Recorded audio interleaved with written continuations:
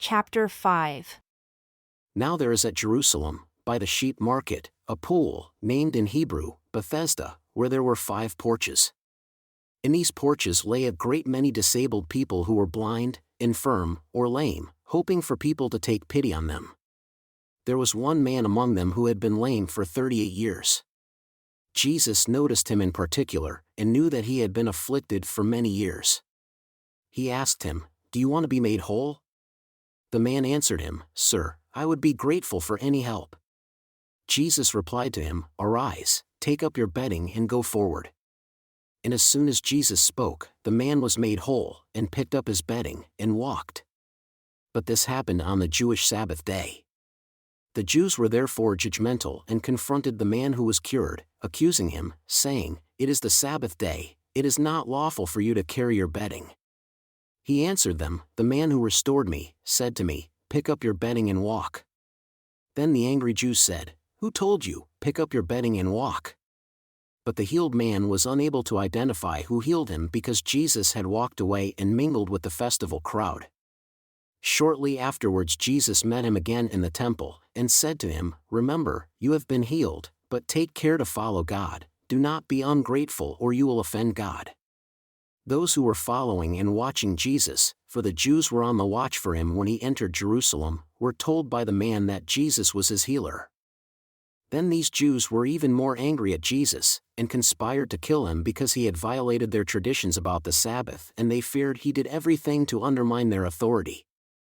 But Jesus corrected them, saying, "My Father works on every day including the Sabbath, and I follow his example." This convinced the Jews to be even more determined to kill Jesus, because he had both violated their traditions about the Sabbath, and claimed God was his Father, which would make him equal with God. Then Jesus affirmed to them, "In the name of Father Amen I tell you, the Son does nothing of himself, but I am following the path that my Father walks. Everything the Father has done, I am likewise to do.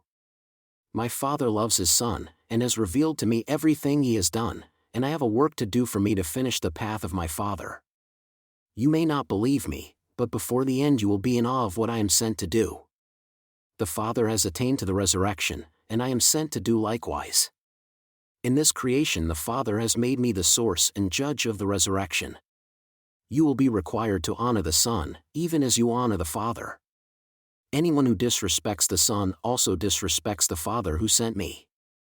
In the name of Father Amen I testify to you, he who hearkens to my testimony, and trusts him who sent me, there is no end to his potential progression. His progress will not cease, for I demonstrate the pathway of eternal lives. In the name of Father Amen I testify to you, the time has arrived when even the spirits in Sheol will hear the voice of the Son of God.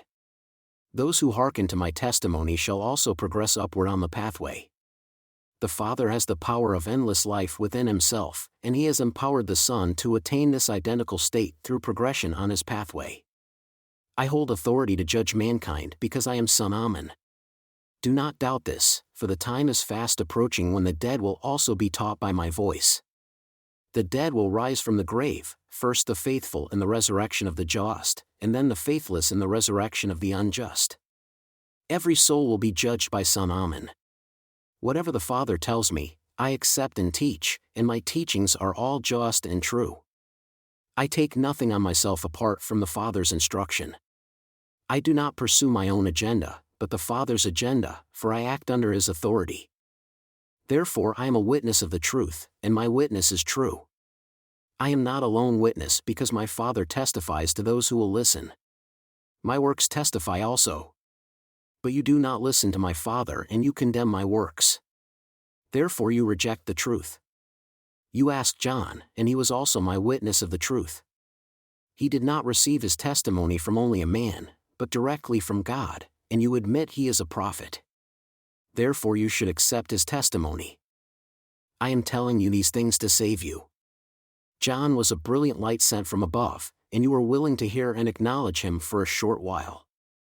But there is even a greater reason than John's words to believe what I teach. As I complete the journey to finish the Father's path, those final steps will plainly testify of me. I testify of the truth. The Father testifies to those who will hear him. John testified of me. And the works I am performing testify. But you do not hearken to my message, nor hear the Father, nor accept John's message, and you ignore the evidence shown by my works. Therefore, you are deliberately blind and choose not to know my Father, because you have no faith in his truth and refuse to walk in his pathway.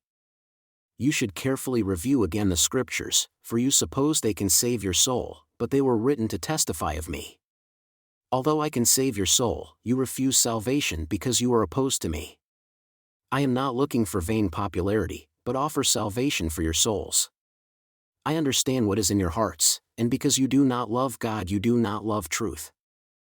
I have come to you because the Father sent me, and I glorify his name, but you reject that. If someone not sent by the Father comes to glorify himself by displaying his own wisdom, you respect him. How can you ever gain light and truth when you use one another as the final authority on truth, and ignore the light sent by the Most High God? I will not need to condemn you before the Father because Moses will do that. If you really believed Moses, you would understand he prophesied and testified of me.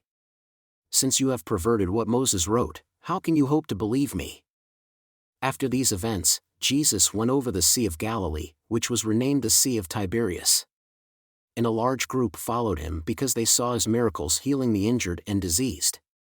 Jesus climbed up a mountain and there he taught his companions. And the feast was approaching. When Jesus noticed the throng approaching them, he asked Philip, "Where can we buy bread to feed these approaching people?" He asked Philip the question, but already planned what he was going to do.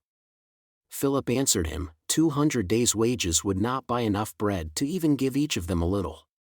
Another companion, Andrew, Simon Peter's brother, said to him, "There is a boy with us who has 5 barley loaves and 2 dried salted fish, which is obviously not enough to feed this crowd." Jesus said, "Have the people sit down on the plentiful grass." About 5,000 were seated. Jesus stood and looked up to heaven, holding up the barley loaves. While blessing the loaves, he thanked his Father. Then he distributed food to his companions, and then passed through the multitude and gave to each of them their fill of barley bread and salted fish. When the multitude were filled, Jesus asked his disciples, "Gather everything that remains uneaten so nothing is wasted." When it had all been gathered, the remainder filled 12 baskets, many times what had started with 5 barley loaves and 2 fish. Then some of the multitude fed by this miracle testified, "This is surely fulfillment of the sign of the Messiah, God's King and Priest, who will restore Israel as a nation." When Jesus overheard that they wanted to force him to be their king, he walked away, going back up the mountain alone. That evening, when some of the throng were leaving, his companions departed in a boat across the sea toward Capernaum. It was after dark and Jesus was not with them in the boat. At the time the sea became turbulent because of a strong wind. So when they had rowed about 4 miles, they saw Jesus walking upon the sea and approaching their boat. They were afraid. But he said, "I am that I am, do not be frightened." They recognized this was another promised sign to identify the Messiah, and understood the meaning of his greeting, and then they were at their destiny. The next day, when the throng left behind on the other side of the sea discussed leaving, they realized there was no other boat than the one his companions had used. They knew that Jesus had not been with them on the boat. They saw his companions leave without him. But he was now gone away also. And so, when other boats arrived from Tiberias near to where they were fed barley bread after the Messiah had blessed it, they took the available boats and went to Capernaum to try to locate Jesus. When they found him on the other side of the sea, they asked, "Teacher, from what source did you come?"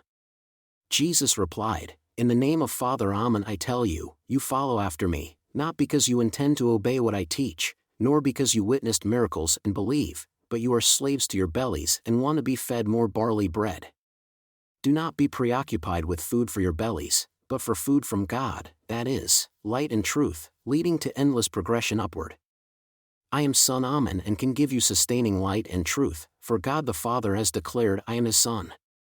Then they asked him, "What do we need to do to enter God's pathway of endless progress?" Jesus answered and said, "The pathway is before you and me. I teach and display what the Father wants you to witness and believe." They said in response, "What sign will you give to us to confirm this pathway, so we can trust your message? What will you give to us? Our fathers were fed with manna in the desert for 40 years. As the scripture states, he gave them bread from heaven to eat. Feed us likewise. Then Jesus said to them, In the name of Father Amen, I tell you the truth, Moses was not the one who gave bread, it was my Father who did that. But now my Father is offering true life-giving bread from heaven, which is light and truth. For the bread of God is sent from the heavenly council to give light and truth to the world. They responded, Master, feed us with this bread forever. Jesus said bluntly to them, I am the bread that gives life. He that follows the path with me will never hunger for light, and any who believe on me shall never thirst for truth. Unfortunately, as I have already told you, even though you have seen me, you do not believe me. But my Father has provided some who will heed my words, and those who follow me I will safely keep. I am descended from above as a messenger sent to follow Father Amen's plan. Father's plan is that by completing my ascent I will have the power to rescue creation, losing nothing. Moreover, those who are here on this journey with me will be added upon forevermore if they have faith in me.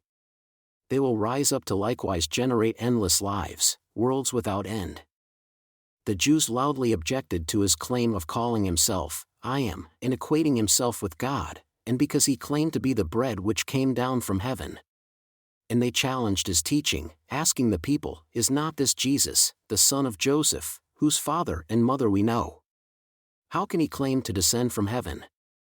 Jesus responded to them, Do not dispute my teaching between yourselves. No man can come unto me except he follows the path of my Father, who has sent me as his messenger of salvation. And this is what my Father expects of you, that you heed his Son. For the Father testifies he sent me, and anyone who accepts the Father's testimony, and has the faith in him to heed his testimony, I will raise upward in the resurrection of the just. For it is written in the prophets, and these shall all be taught by God. Every person who has hearkened and has learned the will of the Father, accepts me as his messenger. None of you have seen the Father unless you first descended from God's presence, as I have come, and all who have seen the Father can testify of him. In the name of Father Amen I declare to you, he that has faith on me has endless lives, worlds without end. I am that bread of life. This is the bread that descended from heaven, that a man may eat of me and his life never end. Your fathers did eat manna in the wilderness and they perished. But I am the living bread sent from heaven to rescue you. If any man takes into themselves this bread, he will gain light and truth and the power for endless life. The staff of life I provide is to sacrifice my flesh, which I will surrender to rescue the world. The Jews argued among themselves, demanding, How can this man give us his flesh to eat? Then Jesus said to them, In the name of Father Amen I say unto you, unless you eat the flesh of the Son of Man, and drink his blood, you will never have endless life in you. Those who eat my flesh, and drink my blood, will obtain endless life. I will raise him up in the resurrection of the just at the last day. Just as the Father provided this life for me, I will provide it for you if you have faith in me. For my flesh will fill you with light, and my blood will quench you with truth. If you receive these, I will fill you with light and truth, and we will be brothers, sons of God. My sacrifice is the bread I descended from heaven to provide, not like the manna eaten by your deceased ancestors who rejected greater light and truth in their day. The light and truth I offer leads to endless lives, worlds without end. The foregoing is what he taught in the Capernaum synagogue.